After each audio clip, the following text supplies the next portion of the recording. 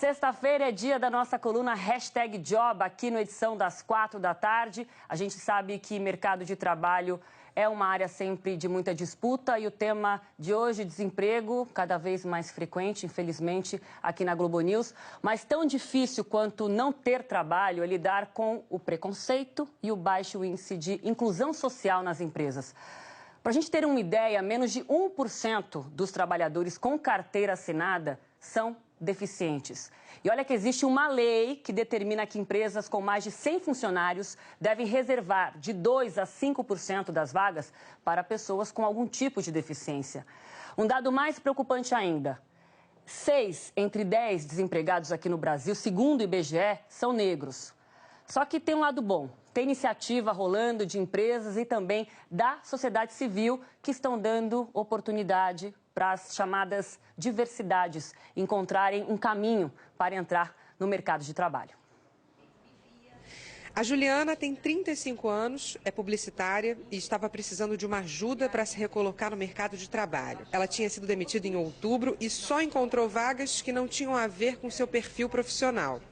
Eu fui chamada através do LinkedIn para integrar uma empresa de telecomunicações, também da qual eu já tinha atuado anteriormente, mas trabalhando com vendas. E nunca foi a minha função, nunca tinha trabalhado vendendo. Foi procurando emprego que ela encontrou o Afro Oportunidades, um programa da Central Única de Favelas que ajuda negros a ingressarem no mercado de trabalho.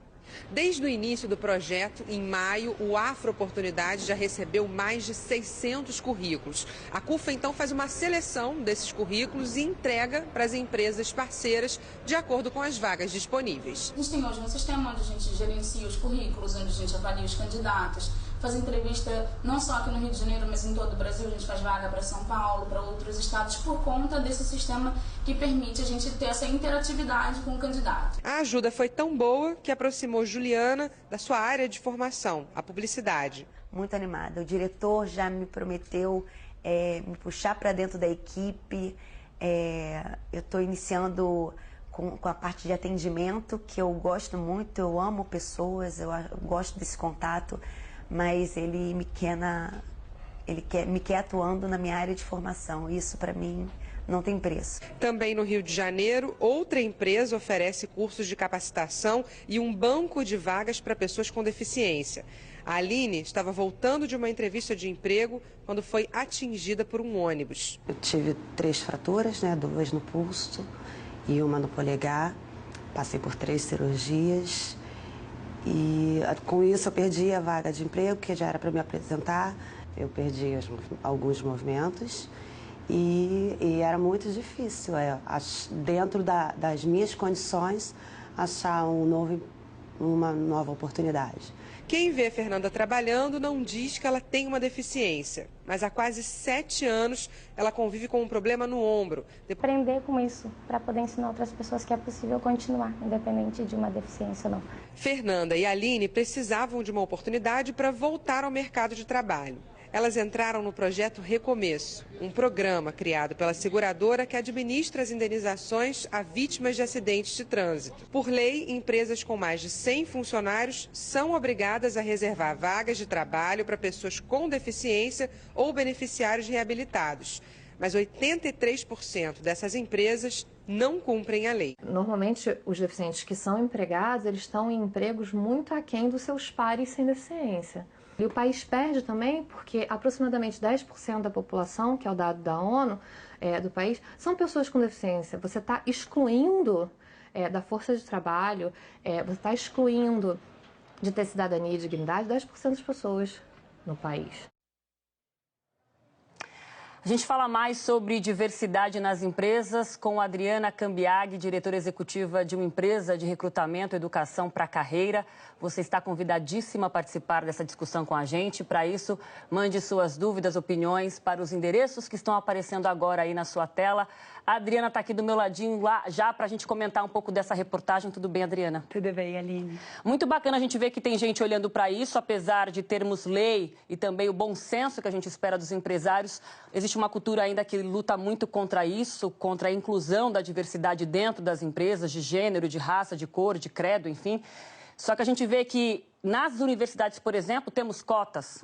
Só que aí não adianta a pessoa ter oportunidade no estudo e chega no mercado de trabalho, nada. E você tem total razão, Aline. O que a gente vê, o que a gente sente na pele, recrutando, falando com as pessoas, é a real dificuldade de fazer essa transição. Isso porque alguns conseguem ir para a universidade, outros não tanto. E por que isso? Muitas vezes a gente entende que essa mudança, mais do que diversidade, as empresas ainda falam um pouco sobre inclusão. O que é, de fato, a diversidade? É gênero, é raça, mas também é intelectual ou é uma deficiência física? E como as empresas podem se preparar e pensar dentro das suas estruturas organizacionais para terem aquelas caixinhas que tenham uma função no qual a pessoa com uma determinada característica pode cumprir, eventualmente, como a gente está falando, uma deficiência, uma deficiência. Agora vamos falar de cumprir, então. Temos uma lei. Por que a gente tem que dizer aqui que a maioria das empresas não cumpre a legislação, quando, na verdade, isso pode beneficiar a empresa, né? Trazendo para dentro do trabalho, do ambiente, pessoas com repertórios diferentes, né? Uma pessoa que tem deficiência, ela traz uma história, ela pode agregar e muito, né? Mesmo com uma lei, a gente não consegue. E é muito difícil. Do ponto de vista do empregador, ele tem que sair da zona de conforto dele. E ao ter que sair, Aline, qualquer um que sai dessa zona de conforto, a gente entra na terra da dificuldade. De novo, acho que volto para a reflexão do que é, de fato, a diversidade e diferenciar a diversidade da inclusão. Quando as empresas conseguem, quando as empresas fazem um esforço claro para pensar, olha só, eu tenho essa cota de PCDs, que deficiências que será que a gente consegue contratar no mercado?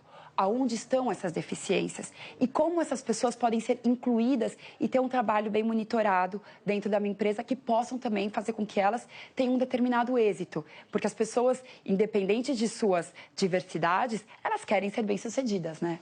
Todos nós. Todos nós. Todos nós. Olha, se você quer saber mais sobre este mercado tão interessante, tão atual, discussão que deve envolver a todos nós, manda sua dúvida, sua pergunta pra gente. Já já a Adriana Cambiaghi volta aqui no Edição das 4 comigo. Até já, Adriana. Até já. E a gente volta a falar sobre diversidade nas empresas. A Adriana Cambiaghi, diretora executiva de uma empresa de recrutamento e educação para a carreira, está aqui comigo mais uma vez para falar sobre esse assunto. Eu convido vocês sempre a participarem. Adriana, vamos retomar nossa conversa anterior sobre a postura de muitos empresários, de muitas empresas, né?